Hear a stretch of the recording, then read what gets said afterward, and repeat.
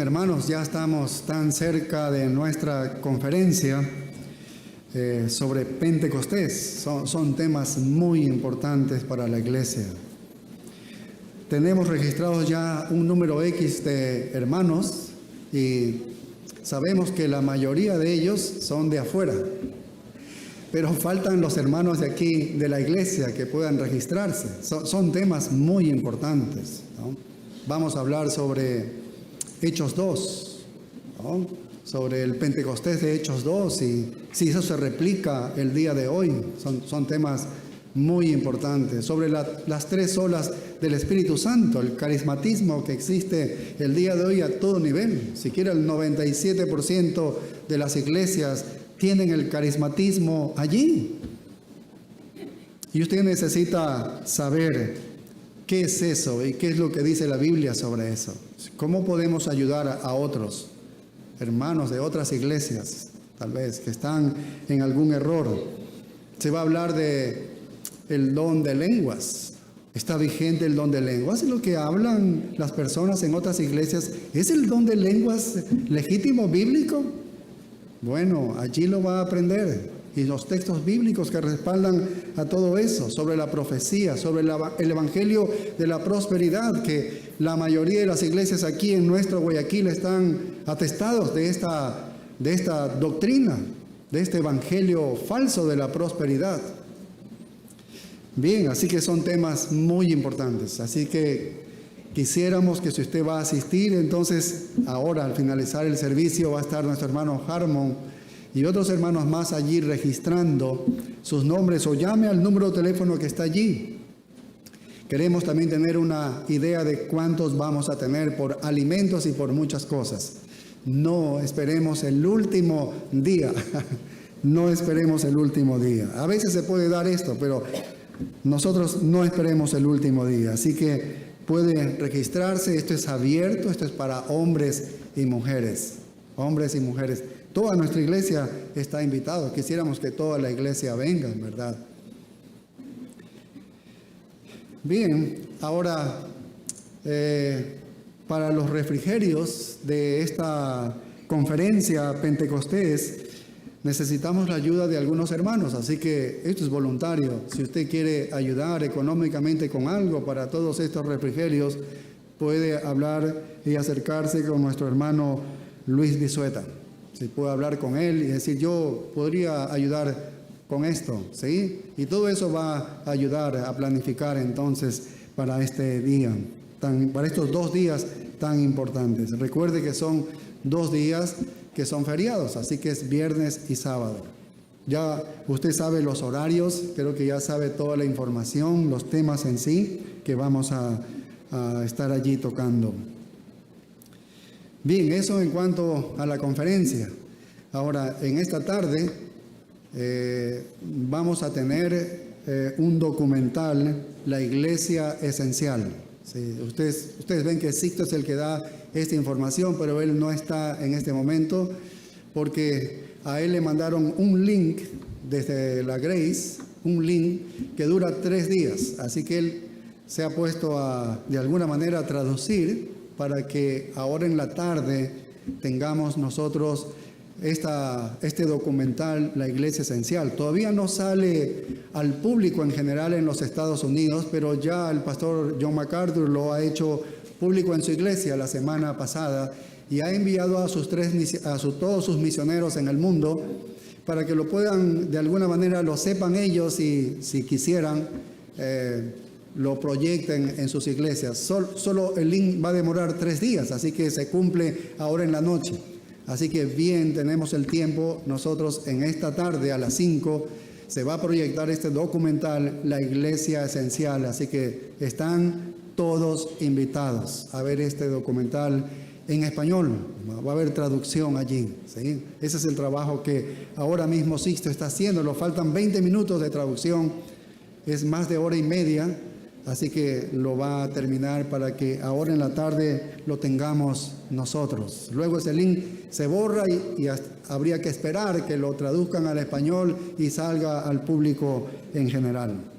Así que, hermanos, todos están invitados a ver este documental. Si usted se está preguntando, ¿y qué es esto de la iglesia esencial? Bueno, nosotros hemos visto cómo la iglesia, la gracia, durante el tiempo de la pandemia obligaron a cerrar todas las iglesias. Y aquí también vivimos la misma experiencia, pero ellos se mantuvieron firmes en la obediencia a Dios de que el domingo es el día del Señor. No hay nada que pueda detener eso.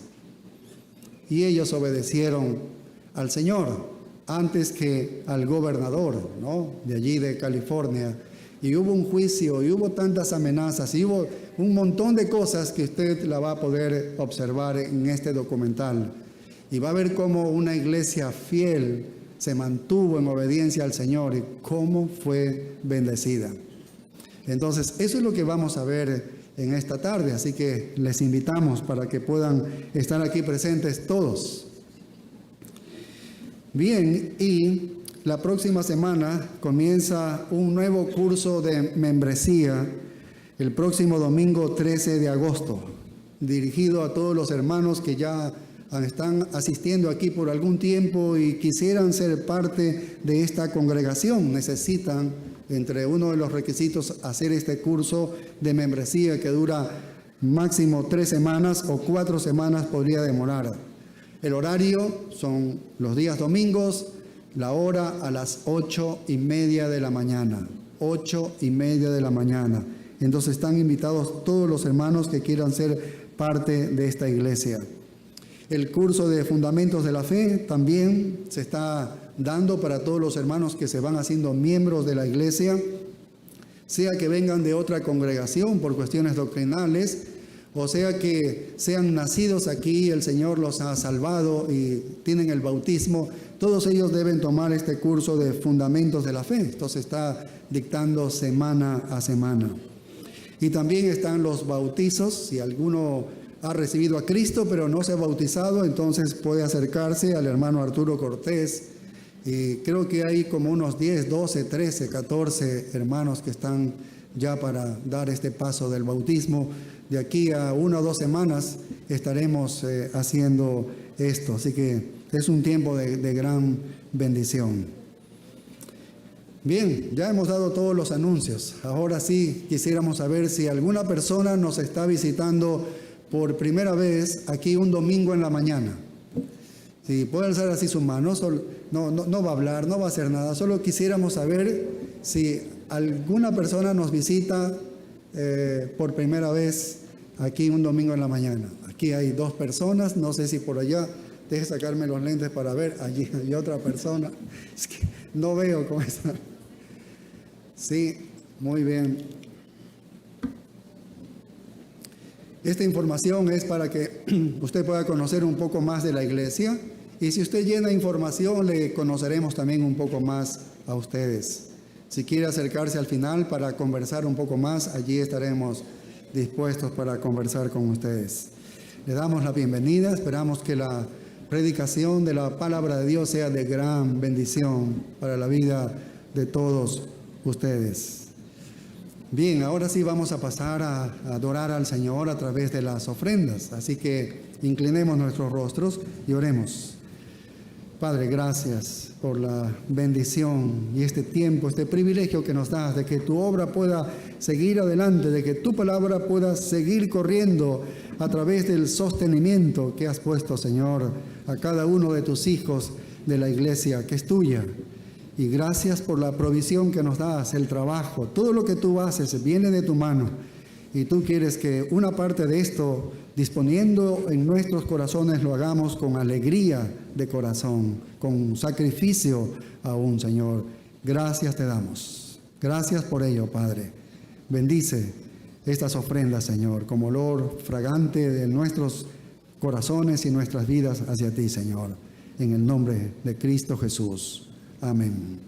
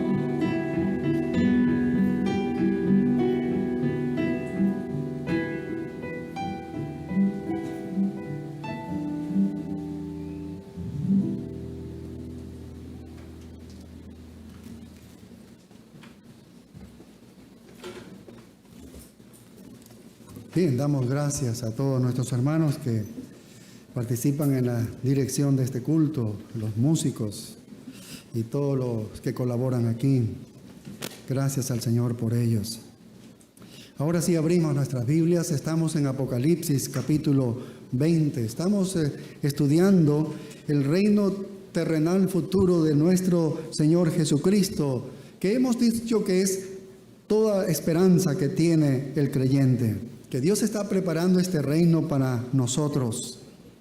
Y solamente podemos imaginarnos cómo podría ser este reino. Absoluta rectitud, absoluta bondad.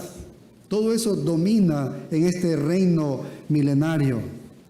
Un mundo donde no haya absolutamente ninguna injusticia. ¿Qué es lo que más necesitamos el día de hoy? Un mundo donde ningún tribunal emita jamás un veredicto injusto.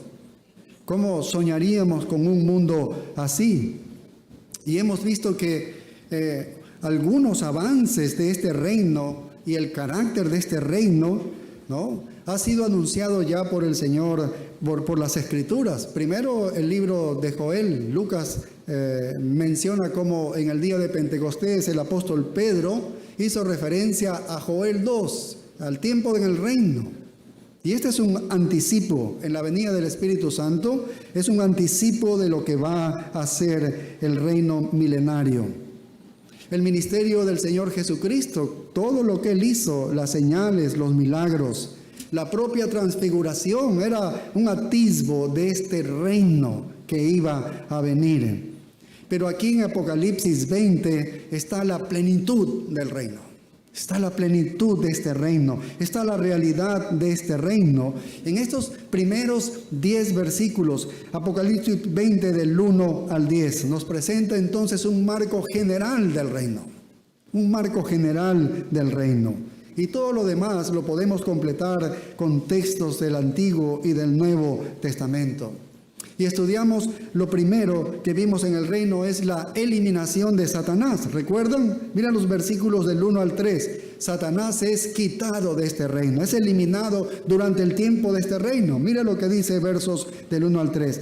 Vi a un ángel que descendía del cielo con la llave del abismo y una gran cadena en la mano, y prendió al dragón, este es Satanás, el dragón, la serpiente antigua, que es el diablo y Satanás, y lo ató por 1000 años, y lo arrojó al abismo y lo encerró, y puso su sello sobre él, para que no engañase más a las naciones, hasta que fuesen cumplidos 1000 años, y después de esto debe ser desatado por un poco de tiempo. Entonces este príncipe de la potestad del aire no va a reinar en el reino milenario, no va a moverse en el reino milenario. El que va a reinar es Jesucristo, como lo hemos estudiado.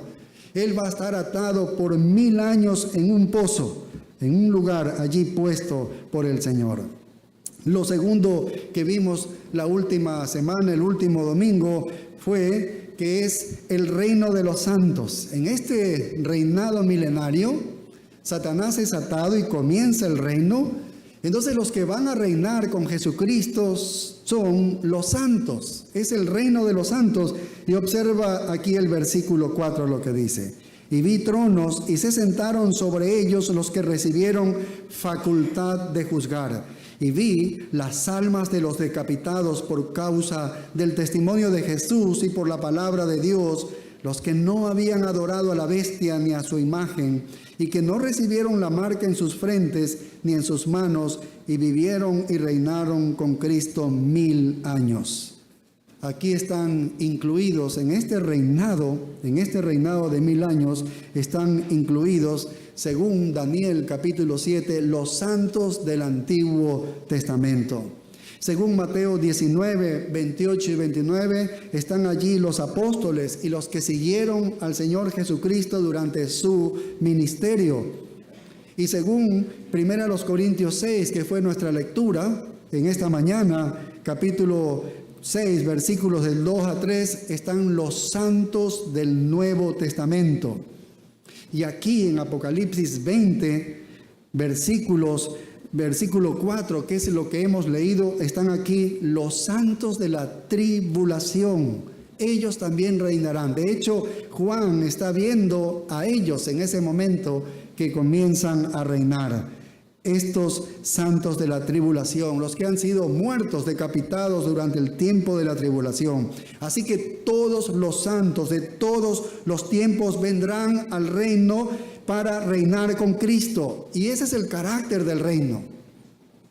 Ahora, ¿cómo van a venir a reinar? Bueno, nos ha anticipado el apóstol Pablo en la carta a los Filipenses 3:21. Dice, el cual transformará el cuerpo de la humillación nuestra, este cuerpo de carne y sangre, ese cuerpo de humillación, para que sea semejante al cuerpo de la gloria suya, de Jesucristo, un cuerpo glorioso por el poder con el cual puede también sujetar a sí mismo todas las cosas. Entonces, los creyentes del Nuevo Testamento son levantados, son transformados en el rapto. Los creyentes del Antiguo Testamento y los creyentes de la tribulación son transformados al final del tiempo de la tribulación en la resurrección de Daniel 12:2, ¿no? Y ahí están todos. Los pecadores no salvos no están incluidos en el reino. Todos los no salvos no entran al reino. El verso 5, estamos Apocalipsis 20, el verso 5 dice, pero los otros muertos no volvieron a vivir hasta que se cumplieron 1000 años. Esta es la primera resurrección. El resto de los muertos no regresan hasta los 1000 años que terminen.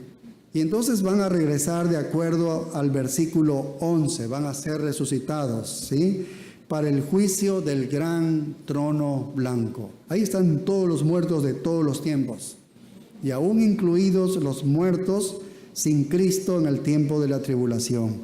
Ellos serán resucitados. Aún los impíos, aún los no salvos a través de todas las edades serán resucitados, y sus cuerpos serán cuerpos adecuados para sufrir para siempre en el infierno.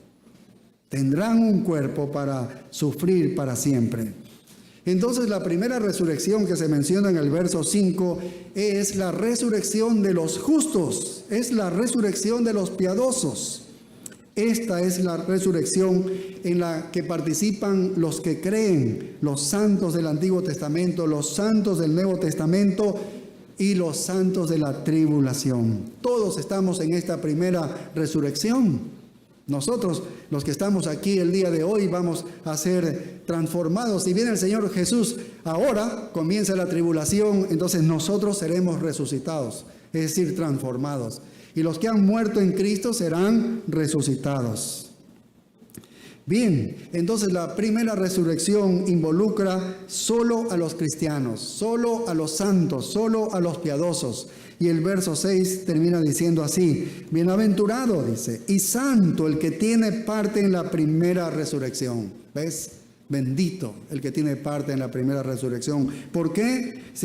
La segunda muerte no tiene potestad sobre estos. Por eso son benditos.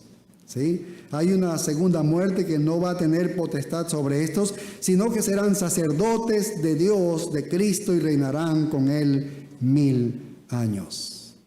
Bien, este es el primer punto. Y el segundo punto, eliminación de Satanás y el reinado de los santos. Ahora vamos a hablar del regreso de Satanás, el regreso de Satanás. Y observa el versículo 7 lo que dice. Dice, cuando los 1000 años se cumplan, Satanás será suelto de su prisión.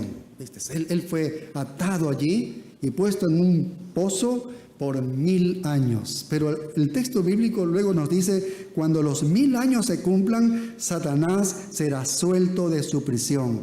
Es decir, Satanás va a regresar.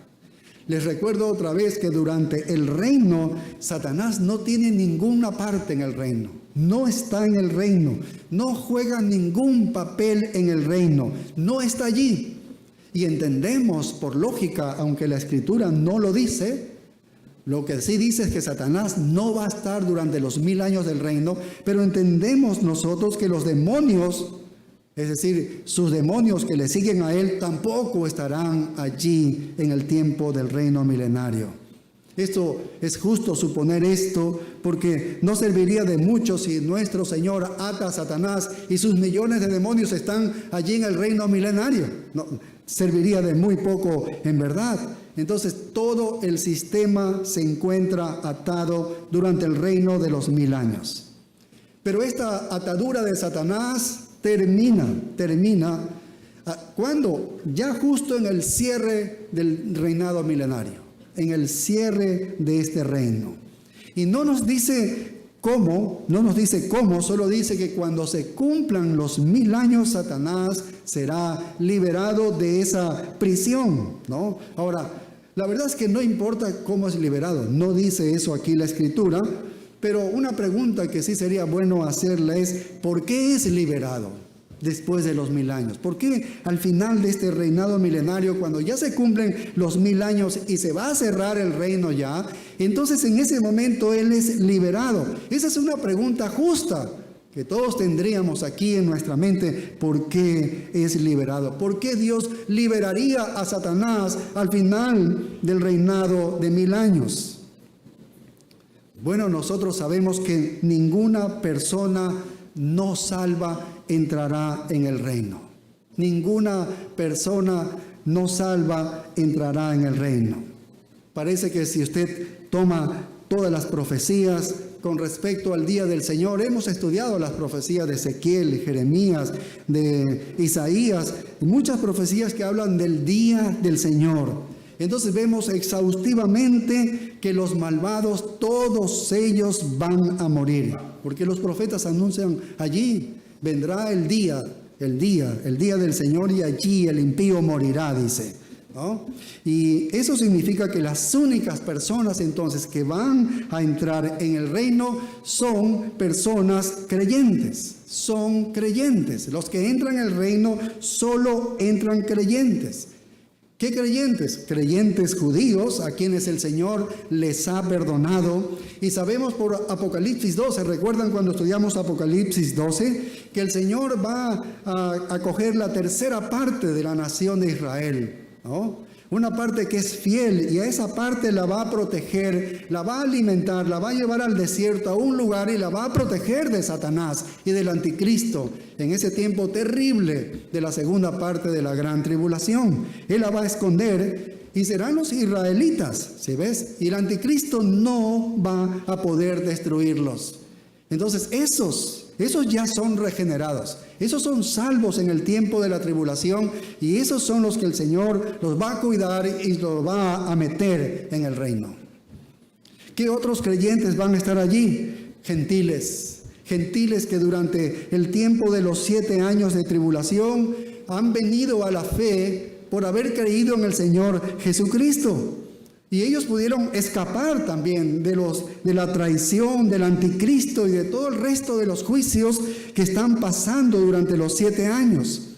Y ellos van a entrar con cuerpos físicos, como nuestros cuerpos el día de hoy. Así todos los israelitas y estos gentiles, que todos son creyentes, van a entrar con cuerpos físicos al reino. Esas personas del reino no serán diferentes al día de hoy de nosotros, no serán diferentes. Ellos irán al reino en su forma física normal como nosotros. Todos los impíos serán destruidos, y entonces todo lo que se tiene en el reino son solo creyentes. Solo los creyentes son los que entran al reino. Todo lo que tienes son entonces los santos, aquellos que pertenecen al Señor. Ahora, si usted necesita una palabra de eso en la Escritura, podemos ir a Isaías 60:21 y mira cómo nos habla que los judíos que van a entrar en el reino serán gente santa, ¿no? Serán gente santa, serán creyentes auténticos y genuinos. Isaías 60, 21, dice, y tu pueblo, todos ellos serán, ¿qué dice? Justos, ¿ves? Y tu pueblo, todos ellos serán justos para siempre, heredarán la tierra, renuevos de mi plantío, obra de mis manos para glorificarme. Son los justos los que entrarán en el reino. ¿Recuerdan ustedes la matanza de Armagedón en Apocalipsis 19, 21? Después de esa matanza de Armagedón, cuando viene el Señor Jesucristo y pelea con todos los enemigos aquí en la tierra, en el verso 21, mira lo que señala, Apocalipsis 19, 21. Dice, y los demás, el resto, dice, fueron muertos. Fueron muertos. Él mató a ipso facto a todos, pero los demás, dice, fueron muertos con la espada que salía de la boca del que montaba el caballo. Ya estudiamos eso, es el Señor Jesucristo. Y todas las aves se saciaron de las carnes de ellos. Esos son todos los muertos. Todos muertos. Todos los impíos son muertos. No hay nada en la Escritura que diga que cualquier incrédulo por allí va a sobrevivir al día del Señor. Todos mueren. Todos mueren. Juicio de Dios. Bueno, entonces ellos vienen al reino y tienen hijos. Es decir, todos los cristianos, sean judíos o gentiles, los que entran al reino son salvos, son creyentes. Entonces ellos entran al reino y van a tener hijos en el reino. Claro que van a tener hijos, porque el matrimonio sigue existiendo. Son humanos como nosotros. ¿Sí ves? Y recuerda que las condiciones en las que ellos entran son perfectas, en verdad, porque es un mundo cambiado. Lo hemos estudiado, es un mundo transformado.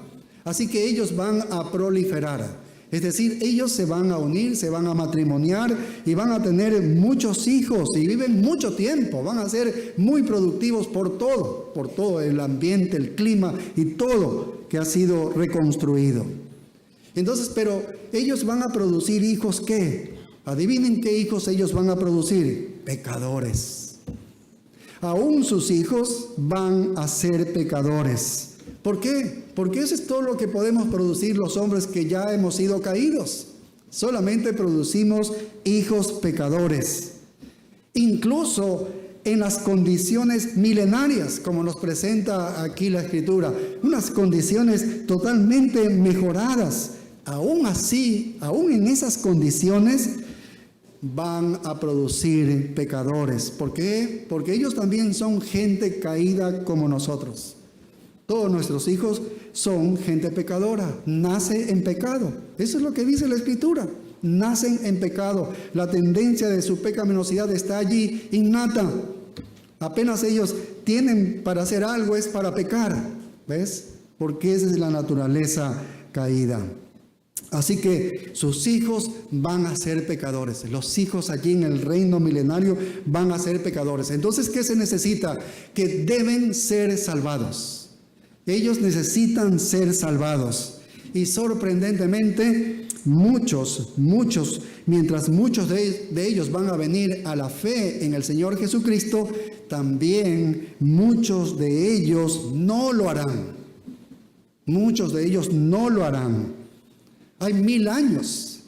En 1000 años puede haber millones de personas en el globo. Va a haber una gran multiplicación por todo el ambiente que se da. Va a haber muchísima gente que se va a reproducir. Así que habrá un crecimiento exponencial de la reproducción y será algo rápido. Y muchos de ellos, es triste decirlo, pero ellos amarán su pecado. Amarán su pecado. Ellos son los que el Señor juzgará, en algunos casos, matándolos en el tiempo de su reinado. Recuerden que nosotros vamos a ser asistentes, vamos a sojuzgar con el Señor. En algunos casos, por algún otro tipo de juicio rápido, el Señor entonces vendrá su juicio sobre ellos. En algunos casos, reteniendo la lluvia para que tengan que experimentar duras condiciones de vida, ¿sí? Podrá ser así. Ahora, pero ellos amarán su pecado. rechazan en ese tiempo, van a rechazar la gracia de Dios, van a rechazar el reinado de Cristo, el señorío de Cristo allí en la tierra. Eso es algo asombroso, pensar eso. ¿Cómo puede ser? Si Cristo viene a reinar en esta tierra, todos nos rendiríamos a Él, pero no va a ocurrir eso. Aunque Jesucristo reina en un universo que está siendo totalmente renovado, aunque Él tiene poder absoluto sobre todo y sobre todos, y aunque ese mundo va a ser un mundo perfeccionado, sus gloriosas perfecciones se manifiestan a través de su persona y de su voluntad de manera directa. El mundo lo va a poder ver. Y a través de todos los santos que vamos a estar allí glorificados, que vamos a llevar a cabo su voluntad también, aunque todo eso es exactamente como deba ser, un mundo tal vez imaginado, una utopía hecha realidad. Aunque haya todo eso, cuando todo sea pacífico, cuando ya no haya más guerras, todo está floreciendo, las economías son tan buenas, porque no va a haber hambre como el día de hoy, todo es prosperidad. Aunque haya todo eso, la gente rechazará a Cristo.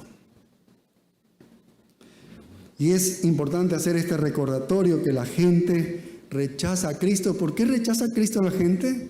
Porque ama su pecado. Son pecadores rebeldes y aman su pecado. Y realmente no importa en qué clase de mundo viva.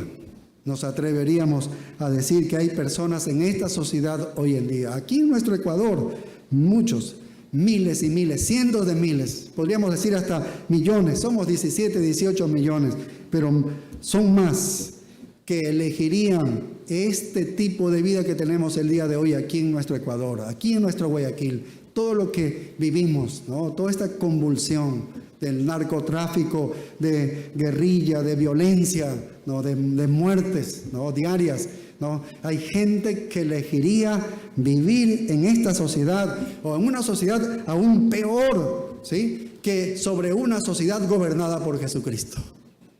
Cuando hicieron la encuesta de las 10 preguntas, ¿y qué ganó? El no en toditas, aún la primera que era tan básica. Oye, te roban, ¿qué quisieras tú? Que cojan al malhechor y que devuelva los bienes que tiene, que devuelva lo que ha robado. ¿Y qué ha puesto la mayoría del Ecuador? Que no quiere eso. ¿No es una realidad lo que vivimos? ¿Ves? Gente aquí guayaquileña, aquí ecuatoriana, al día de hoy, quiere el mal, quiere lo peor. Esa es la realidad, hermanos. No podemos cerrar los ojos, ¿no? ante todo lo que está ocurriendo. La mayoría de las personas en Ecuador aman un mundo de injusticia. Esa es la realidad. Ese es un baño de realidad para nosotros. Aman al sistema de maldad. Eso es lo que aman. Elegirían este sistema en el que prevalece la viveza criolla o el más vivo. Así es como nos conocen en el mundo. Así es como vivimos. Somos la mayoría mentirosos y haciendo trampas. Eso preferirían, donde hay injusticia, donde hay horror, impera todo eso. No tienen un amor particular por la justicia en verdad. Romanos 8:7 dice, por cuanto los designios de la carne son enemistad contra Dios. ¿Ves? Los designios de la carne, los deseos de la carne son enemistad contra Dios porque no se sujetan a la ley de Dios ni tampoco pueden. ¿Entiendes? ¿Entiendes por qué la gente quiere lo malo y no quiere el reinado de Jesucristo? ¿Podemos entender eso? Los designios de la carne son enemistad contra Dios. No se van a sujetar. La mente puesta en la carne es enemiga hacia Dios, es un enemigo de Dios. Ellos tendrán amplia prueba a su alrededor de que Jesús es Dios. Pueden tener las pruebas. Oye, este Jesús es Dios. Ellos tendrán amplia prueba a su alrededor de que Él es el Salvador. Pueden tener pruebas. Oye, pero mira, Él es el Salvador. Y tendrán seguramente beneficios de su bondad en el reino milenario, porque es un rey bondadoso, es un rey perfecto, es un rey justo. Y habrá mucha generosidad en este rey y habrá mucha misericordia y gracia derramada de este rey hacia todos los ciudadanos de ese reino, en el reino milenario, pero a pesar de todo eso que reciban de parte de este rey, lo van a rechazar. Tendrán todo tipo de evidencia de su poder milagroso y de su juicio, que también es rápido, de su equidad. Pero como los pecadores obstinados en la tierra, cuando Jesús vino la primera vez, también ellos lo rechazaron. Así también rechazarán en el tiempo del reino milenario. ¿Recuerdan ustedes a los fariseos en el tiempo del Señor Jesucristo? Porque Jesús dijo, el reino de Dios se ha acercado. Es verdad que no vino a establecer el reino físico en su primera venida, pero vino el reino espiritual. Él era el rey. El rey había venido, no para instaurar en ese momento el reino milenario, porque el reino milenario lo viene a instaurar acá en su segunda venida. Pero él decía, el reino de Dios se ha acercado. Él era el rey. Ahí estaba el reino. Ahí lo podían observar los fariseos sobre todo. Pero en Mateo 12, 24, es interesante lo que dice en Mateo 12, 24. Dice, mas los fariseos al oírlo decían, este no echa fuera los demonios, sino por Belcebú, príncipe de los demonios. ¿Puedes imaginarte a la conclusión que llegaban los maestros de Israel, los que sabían toda la ley de Dios? Dijeron, oye, él es demoníaco. ¿Y qué venía enseguida? Lo odiamos, lo matamos. ¿Cómo pudieron concluir en eso? ¿Cómo pudieron concluir en eso? Bueno, porque amaban su pecado. Esa es la razón, esa es la respuesta. Amaban su pecado. Así que no es el ambiente el que salva. Algunos dicen, no, las soluciones es que si el ambiente mejoraría en el Ecuador, seríamos diferentes. Si la educación mejoraría, seríamos personas diferentes. No es así. No es así. Estamos en el mejor ambiente. Están en el reino milenario. Están con Jesucristo reinando. Y vemos que no va a ocurrir eso. ¿Por qué? Porque la gente sigue amando su pecado. Así que no es el ambiente el que salva a la gente, ya sea que estén en un terrible ambiente, en uno bueno. Rechazaron a Jesús la primera vez que Él vino, lo rechazaron. Y Él les mostró un atisbo, algo de cómo sería el mundo perfecto. Se los mostró por las señales y todo lo que hacía y lo bondadoso que Él era. Y sin embargo, la gente llegó a rechazarlo. Básicamente Él desterró la enfermedad en toda la Palestina en el tiempo de Él. Perdonó el pecado una y otra vez, día tras día. Enseñó la verdad de Dios, demostró bondad, demostró generosidad. De hecho, creó comida para todos ellos cuando estaban en una gran necesidad, estaban alejados y sabían que no tenían dónde comer. Es como una muestra de lo que decía, así va a ser en el reino. ¿Ves? Les dio de comer peces y panes en la orilla del mar. Les dio principios para hacer su vida rica y gratificante, pero cuando tuvieron la oportunidad, apenas tuvieron una oportunidad, dijeron, mátenlo, crucifíquenlo, dijeron. Sangre que se derrame. Necesitamos que se derrame sangre y que sea la de Él. ¿Por qué? Porque amaban su pecado. Esa es la realidad. Esa es la naturaleza de la depravación humana, como se lo llama teológicamente. Esa es la naturaleza de la depravación. Y no importa cuál sea el ambiente, no cambia eso. No importa cuál sea el ambiente, no va a cambiar. Así que Satanás es soltado. ¿Para qué es soltado? Porque él va a ofrecer liderazgo. De alguna manera va a unir a todos los rebeldes para que estén todos unidos con él, ¿no? Y entonces esté latente y esto pueda desatarse, esta maldad se desate. Dios quiere eso, que este Satanás salga y reúna a toda esa gente que ama su pecado y entonces los cohesiona a todos y arma allí algo que está latente. Ahora, ¿por qué Dios quiere que se desate esto? ¿Por qué? ¿Por qué Dios quiere que se desate? Para poder destruirlo. Lo desata Satanás, va a unirse con todos los rebeldes. ¿Y por qué hace eso? Porque Él quiere destruirlo. Satanás es soltado para reunir a todos los rebeldes. ¿Sabes por qué? Porque Dios quiere que se revele el carácter de estos pecadores que rechazan a Cristo. Y allí se va a hacer manifiesto. Allí se va a evidenciar hacia todos. Todos van a ver el carácter de la maldad. Van a estar unidos con Satanás. Y Dios quiere esa manifestación de ese carácter malvado. ¿Para qué? Porque quiere que salga a la luz, que todo el mundo lo vea en ese tiempo. ¿Para qué? Para destruir, para una destrucción que sea justa. Y el mundo dirá, justo nuestro Dios, ha acabado con la maldad, que la hemos visto toda manifiesta. Unido Satanás con todos los malvados.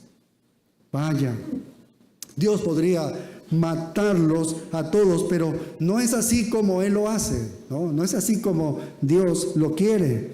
Antes de que sean ejecutados, antes de que ellos sean matados, su rebelión debe ser manifestada. Y así es como Dios va a hacer que esta rebelión se manifieste a todo el universo y todo el universo sepa la ejecución que Dios trae sobre ellos, que es una ejecución justa. Todo el mundo lo va a ver. Pero hay algo importante aquí que podemos notar, ¿no? Tal vez como algo aparte, pero es muy importante que nos da a pensar aquí. La cuestión relativa a la salvación, entonces vemos que nunca es por falta de información. ¿Sí entendemos esto? La cuestión relativa a la salvación nunca es por falta de información. Un joven en esta semana, conversando con él, me decía, he viajado a Egipto, he visto las pirámides, he visto todo esto y he visto cómo esa gente está equivocada en cuanto al Evangelio. Y me da una pena porque esa gente ha nacido allá y entonces nunca conoce las Escrituras, nunca conoce la verdad. No ha tenido la oportunidad y se condenan así. No puede ser, me decía. Bueno, nosotros, por lo que estamos estudiando aquí, vemos que el ambiente no es crucial para la salvación, porque hay gente que se rebela porque ama ¿qué? Su propio pecado. ¿Ves? Mira Romanos 1:20. De hecho, este texto se lo saqué a él en ese momento y le dije, mira, vamos a Romanos 1:20, lo que dice, porque las cosas invisibles de Él, su eterno poder y deidad, se hacen claramente visibles desde la creación del mundo, siendo entendidas por medio de las cosas hechas, de modos que no tienen excusa. Ningún hombre tiene excusa de que Dios no existe, de que Dios no es poderoso, de que Dios no ha creado todas las cosas. Él dice, no hay excusa, ni para los que están ahorita en Egipto, los egipcios que no escuchan el Evangelio, ¿no? Ni para cualquier tribu indígena que está en un lugar y que nunca han salido a una ciudad o a un país. Todo el mundo tiene suficiente conocimiento de Dios para estar sin excusa. ¿Ves? Porque Dios dice, ¿ves? No es por falta de información. ¿Por qué? Porque Dios ha puesto su código en la mente, en el corazón. Y la conciencia le dice al hombre, sea uno que esté aislado toda su vida en una tribu, o sean estos de Egipto, o sea cualquier otro en el confín de la tierra, ¿sí? Su conciencia le dice cuando viola el mandato de Dios, por medio de su conciencia. ¿Ves? Así que no necesita la Escritura. Puede ser que nunca le enseñen la palabra de Dios. Puede ser que nunca abra las Escrituras. Ninguno tiene excusa. Así que no es por falta de información. No es una falla por no haber presentado suficiente evidencia convincente. Dicen, no, es que no lo presentamos de manera convincente. No es una falla por no haber presentado a Cristo lo suficientemente encantador, o no es una falla por no haber presentado el Evangelio lo suficientemente atractivo. El asunto en la evangelización es que los pecadores aman el pecado. Eso es todo. Le puedes predicar con toda fidelidad el Evangelio y simplemente muchos van a amar su pecado a pesar de eso. Juan 3:19 dice, y esta es la condenación. Juan 3:19, esta es la condenación, que la luz vino al mundo y los hombres amaron más las tinieblas que la luz. ¿Por qué? ¿Por qué amaron más las tinieblas que la luz? Sí, porque sus obras eran malas. Sus obras eran malas. Una ala de los que son postmilenialistas modernos, a quienes se los llama reconstruccionistas, todos estos están tratando de traer el reino. Recuerden que ellos están pensando que el reino no viene Cristo y lo instaura al reino Jesucristo, es lo que nosotros creemos. Ellos creen que el reino lo toman ellos y luego se lo dan al reino a Jesucristo cuando Él venga, ¿sí? Entonces, si ellos tienen que ganar el reino, entonces ellos dicen, vamos, tenemos que ir a conquistar estas instituciones públicas. Tenemos que tomar el poder político los cristianos, porque si vamos a estar allí, el mundo va a cambiar, va a ser diferente si nosotros estamos en estos lugares de autoridad. Y tú has visto que hay muchos cristianos que se abalanzan a todo eso, ¿no? Hacen marchas y forman partidos políticos, ¿no? Son activistas políticos cristianos que siguen diciendo ellos, tenemos que conseguir el control de este país. Tenemos que conseguir que nuestra gente esté en el poder. Si queremos tener esta libertad de predicar el evangelio y si queremos seguir viendo a los hombres venir a Cristo, tenemos que tomar estos lugares de autoridad, políticos y todo lo que hay aquí. ¿Ves qué equivocado que es? Cuando estudiamos esto del reino, nosotros bien podríamos decirle, están equivocados, esa no es la cuestión. Están gastando toda su energía, todo su tiempo, todo su dinero en tratar de crear una moralidad cultural, como si de alguna manera realzara el evangelio, ¿no? Pero esto delata una incapacidad para comprender la depravación del hombre, eso es todo. No importa cuál sea el entorno en que vivas, estás desconociendo la depravación del hombre. Y cuando vemos a los políticos que gastan millones de dólares o lo que sea que ellos gasten para llegar al poder político con algún noble propósito espiritual, todo ese dinero bien puede ser dado a iglesias que se puedan construir, ¿no? A sueldos de misioneros que se pueda enviar a otros lugares, pero no, lo gastan tanto dinero para supuestamente dominar y controlar la política de una ciudad y de un país, porque de ahí vamos a tener transformación. No hay transformación así. Entonces es irrelevante para el avance del reino de Dios actuar de esta forma, ¿no? Tener una moralidad cultural. Y solo podemos imaginar lo que esa misma cantidad de dinero podría hacer si se dirigiera a la proclamación del evangelio. Haríamos bien en considerar que en la cultura más moral que esta tierra jamás conocerá, el hombre seguirá amando su pecado. A menos que usted piense que esto es chocante, bueno, regresemos al ambiente perfecto del jardín del Edén. Pues regresemos. Si usted cree que sí, si tomamos el poder político y todo eso, nuestra ciudad va a ser diferente. Vamos a ser un país convertido, una nación convertida. Bueno, regresemos al Edén. No ha existido caída todavía. Están Adán y Eva ahí en el Edén. Solo hay 2 personas, nada más. No hay más siquiera. Hay 2 personas y ambas eligieron el pecado. En estado de inocencia, no tenían como nosotros naturaleza de pecado. Nosotros corremos al pecado. Ellos estaban en estado de inocencia todavía y las 2 eligieron el pecado. ¿Qué hará la humanidad desde la depravación? ¿Qué hará la humanidad? No importa la edad, no importa el mundo en que vivan, los depravados aman el pecado. Así es, de fácil. Ellos aman el pecado.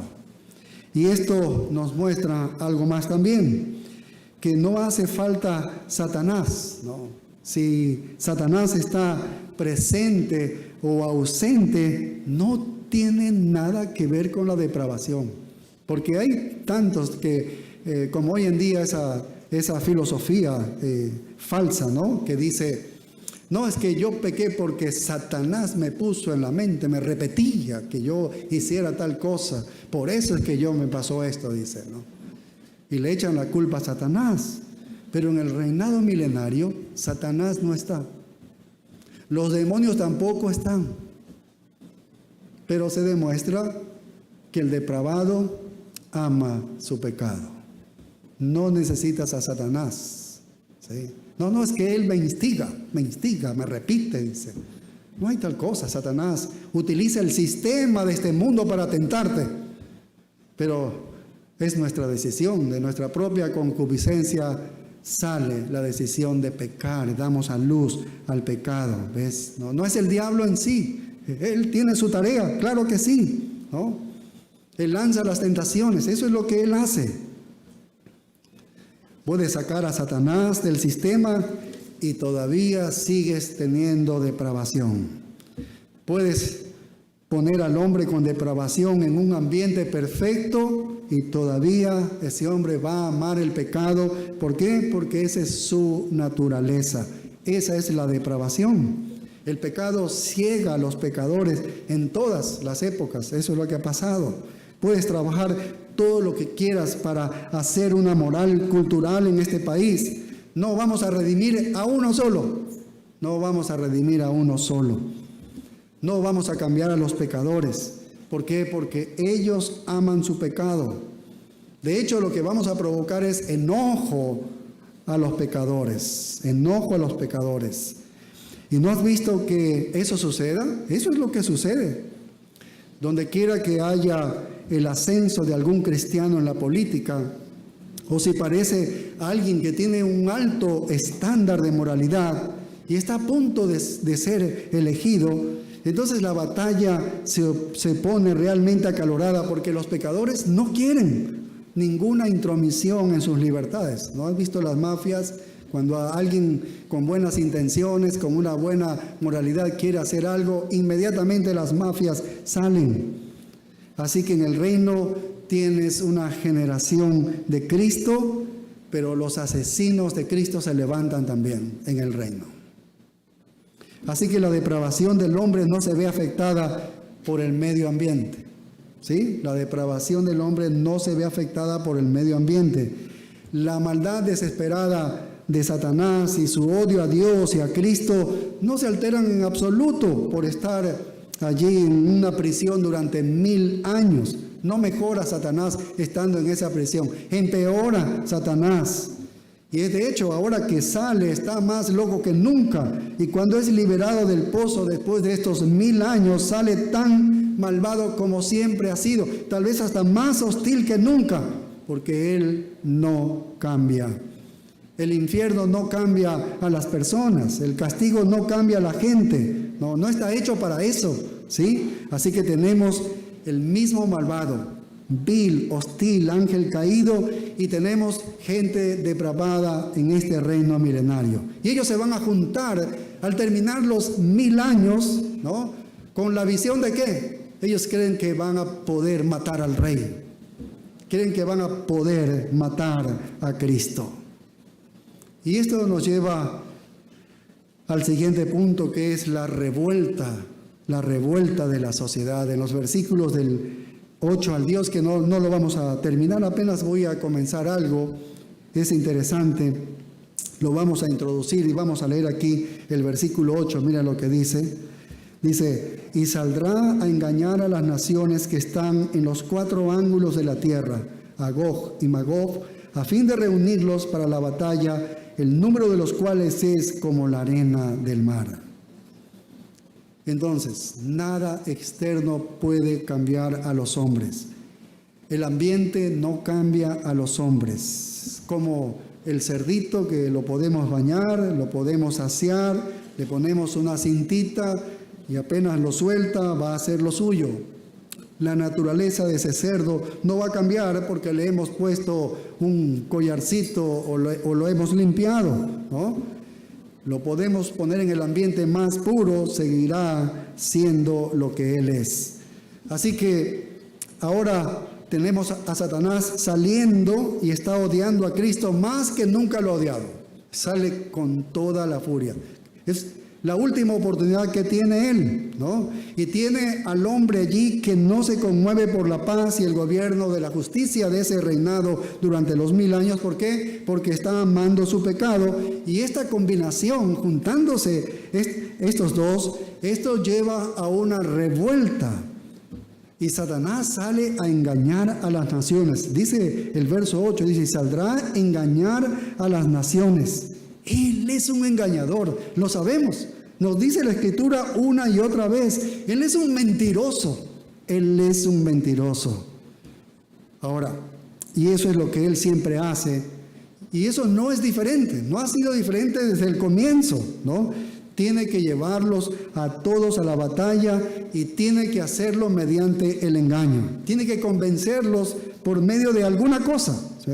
Estas personas conocen el poder de Cristo, que han estado experimentando por cualquier tiempo que han vivido en este mundo, han visto la vara de hierro trabajar allí, a Jesucristo gobernando con vara de hierro, han visto el juicio rápido sobre el injusto, han visto el juicio rápido sobre todo malvado, lo han visto tomar medidas enérgicas contra los pecadores, han visto lo que pasa a los que no doblan la rodilla ante Él. Es decir, que esta gente del reino sabe quién es el Rey, saben quién es Jesucristo. Han visto durante esos 1000 años el poder milagroso de Él. No hay duda para ellos de quién es el que lo tienen adelante. No hay un debate de saber, oye, ¿es realmente Jesucristo el Rey o no? Ellos lo saben muy bien. No hay que hacer debates para eso, ¿ves? Entonces no es una cuestión de información, no es que le falta información. Ellos saben quién es el Rey, quién es Jesucristo. Tienen amplia información. Y habría una vacilación natural por parte de esta gente de simplemente ir a abordarlo, enfrentarlo. Y es por eso que no sucede hasta cuando Satanás es soltado al último de estos 1000 años y entonces reúne todos esos deseos. Dice, aquí tenemos la oportunidad. Los engaña Satanás, ¿no? Y dicen, tal vez esto vale la pena, intentémoslo, a ver si logramos matar a este rey. Y Satanás tiene la habilidad para hacerlo. Recuerden cuando estudiamos Apocalipsis 12:9, él fue arrojado, el gran dragón, la serpiente antigua que se llama Diablo y Satanás, que él engaña al mundo entero. Él es un engañador, siempre ha sido así, un engañador. De alguna manera sale y logra este increíble engaño. Los convence a todos estos pecadores que aman su pecado, y por eso en el versículo 3, cuando estudiamos el verso 3, que dice, y lo arrojó al abismo y lo encerró y puso su sello sobre él, dice, mira, ¿para qué? Para que no engañase más a las naciones. Por eso se lo encerró, para que no engañase más a las naciones, hasta que fuesen cumplidos los 1000 años. Ha estado engañando él todo el tiempo. Pero no pudo engañar durante los 1000 años, no pudo engañar a nadie porque estuvo en prisión. Pero luego el verso 7 dice, cuando los 1000 años se cumplan, Satanás será suelto de su prisión y saldrá a engañar a las naciones que están en los 4 ángulos de la tierra.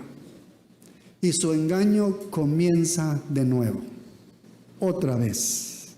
Su función principal es siempre llevar a la gente por el mal camino, siempre engañarlos. Pero tal vez nos vamos con este pensamiento, a pesar de que él logra engañar, solo quisiera que recordemos que no importa lo que Satanás haga, mira, no importa lo que Satanás haga, él solamente está llevando a cabo los propósitos de Dios, porque Dios es soberano. Oremos. Padre, gracias. Gracias te damos por tu palabra. Cómo aclaras, Señor, en nuestras mentes y corazones la realidad de la depravación que hay en todos los hombres. Y si tú no nos hubieses justificado en Cristo Jesús, si Él no hubiese muerto por nuestros pecados, si Él no hubiese sufrido por nuestra maldad, Señor, nosotros no hubiésemos sido regenerados espiritualmente. Y ahora tenemos una promesa de ser regenerados también corporalmente, físicamente, Señor. Pero esto lo único que hace es traernos a nuestra memoria, Señor, inmediatamente a la gente que está perdida.